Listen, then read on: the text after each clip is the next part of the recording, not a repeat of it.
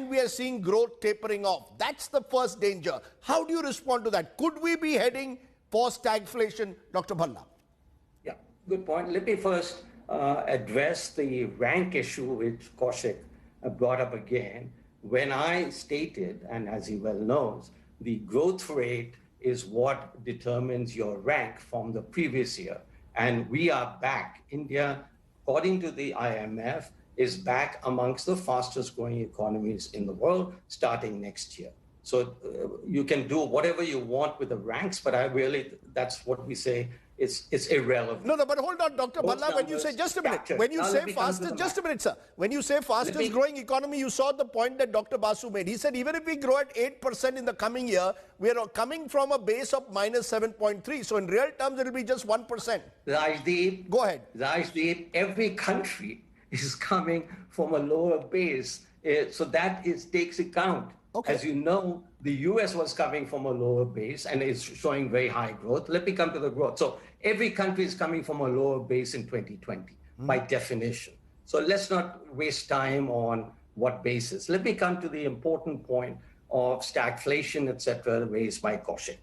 And, there is a very constructive debate in the world right now about the new macro and the old macro.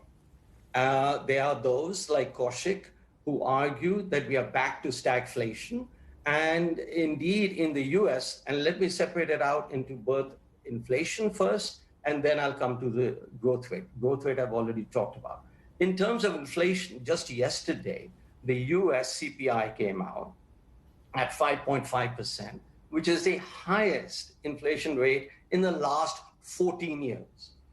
This is what is called the base effect.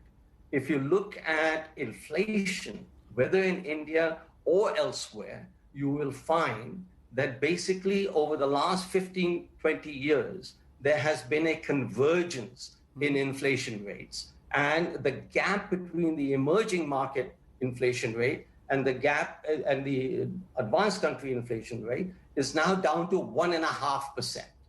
So, and remember, the advanced countries' inflation rate is down to an average of 1.3%.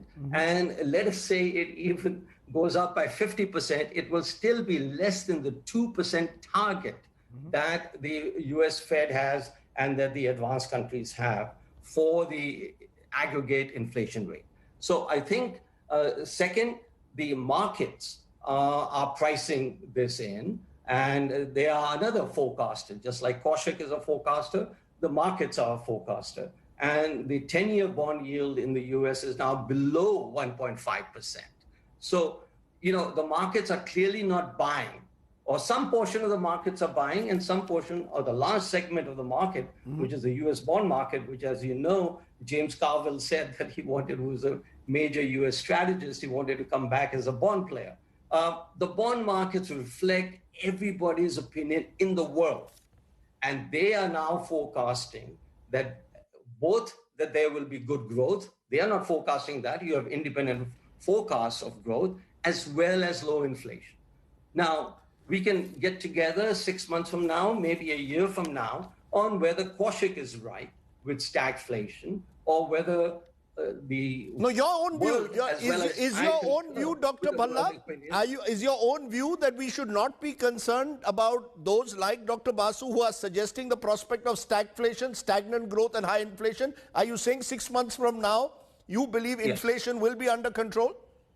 Yes, I'm saying, look, and there are several papers that I have been working on with co-authors, etc., on world inflation, Indian inflation, etc. And you notice that the number that Kaushik used, no one in the world is using right now, and no one in India is using right now except Kaushik, which is the wholesale price index. Now, we have even, in India, we're moving away from the wholesale price index. But even our retail price index is at a consumer price index is at a high. There is a problem. No, Kaushik, we can have that as a separate debate. I want to come to some of the other issues. Yeah, he raised the issue. He raised the issue, for example, Dr. Bhalla, of Indonesia. He gives the example of Indonesia and says there the government consciously looked for expert groups and married the health policy initiatives with the economy. We went in for a national lockdown. The economy got locked down. We're still paying a price. Yeah, let me now come to the issue of Indonesia and the fact that people get together, the policymakers get together in Indonesia, and they're not getting together in India, is what I understand Kaushik and you to be saying. Let's now look at what the facts are and what the forecasts are by experts. Indonesia, despite everything else, is forecast to grow at 2.7% from 2020 to 2024.